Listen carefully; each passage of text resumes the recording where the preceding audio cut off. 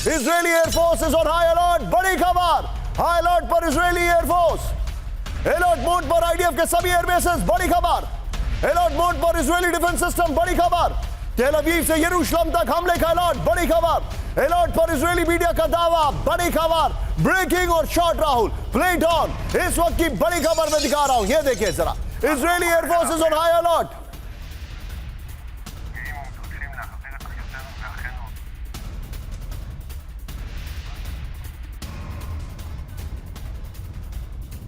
ये इस वक्त की बड़ी खबर, ये देखिए जरा, आज की सबसे बड़ी खबर। इजरायली एयरफोर्स की बात हो रही है। अब ग्राउंड ट्रूप्स दिखा रहे, चेंज करिए विजुअल्स को। ये देखिए, इजरायली एयरफोर्स जो है वो हाई अलर्ट पर है। इस वक्त की बड़ी खबर, सीधा आइए मेरे साथ, सुमित मेरे साथ है। सुमित, बहुत बड़ी खबर आ रही है, इजरायली एयरफोर्स हाई अलर्ट पर है। कुछ ऐसा, और नेतन्याहू अपने मुल्क में नहीं है इस वक्त। हो क्या रहा है, जल्दी बताइए हमें।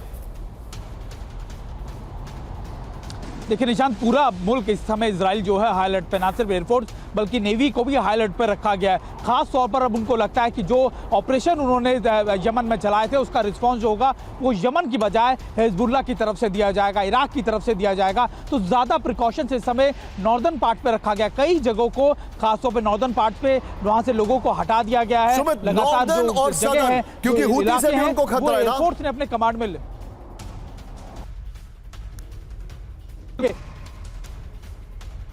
लेकिन अभी ज्यादा खतरा लग रहा है हिजबुल्लाह की तरफ से। हूतियों को लेकर यह जरूर कहा गया था कि वो अपनी सरफेस टू सरफेस मिसाइल से उनके पोर्ट को, हाइफा को टारगेट करेंगे, लेकिन उसके लिए बीच में अमेरिका के जो वॉरशिप्स हैं वो लगातार एक शील्ड का काम कर रहे हैं। लेकिन जब आप हिजबुल्लाह की बात करते हैं तो वहां पर कोई शील्ड नहीं है, वहां पर बॉर्डर जो है बिल्कुल खुले हैं और हिजबुल्लाह का थ्रेट जो है वो इजराइल के लिए लगातार बढ़ता जा रहा है। और यह भी कहा जा रहा है कि अब इजराइल को लगातार ये थ्रेट इसलिए भी बढ़ रहा है क्योंकि अब इराक जो है, सीरिया जो है, वहां से भी बड़े फायर होंगे। उसके बाद मैं आपको रोकूंगा नहीं। बी विद मी, मेरे पास बड़ी खबर आ रही है राहुल। इस वक्त की बड़ी खबर, फ्लोर ब्रेकिंग, इजराइल पर हूती के बड़े हमले का अलर्ट। ब्रेक करिए जरा, सीधे आइए।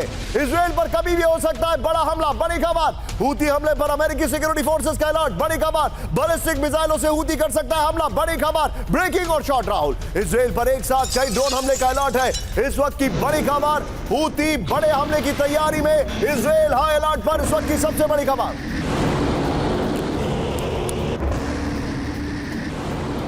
सीधा आइए राहुल। इसके बाद एक और बड़ी खबर मैं आपको दिखा रहा हूं। कैंप 4 पर आइए राहुल, इस खबर को लेंगे। सीधे आइए, हूती की विध्वंसक जंग की तैयारी, इस वक्त की बड़ी खबर। ब्रेक करिए जरा, यहां पर ये देखिए जरा, जो जानकारी हमारे पास आ रही है। इंफॉर्मेशन ये है, यमन में हूती लड़ाकों का बड़ा मूवमेंट। बड़ी खबर, विध्वंसक वेपन के साथ दिखे हजारों लड़ाके। ब्रेकिंग और शॉट, इजराइल पर विध्वंसक हमले की तैयारी। इजिप्ट के रास्ते गाजा में एंट्री की कोशिश। शॉट देखिएगा जरा, ये देखिए जरा, इस वक्त की बड़ी खबर मैं आपको दिखा रहा हूं। ये देखिए जरा,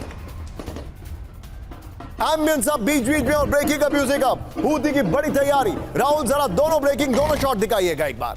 ये इस वक्त की बड़ी खबर,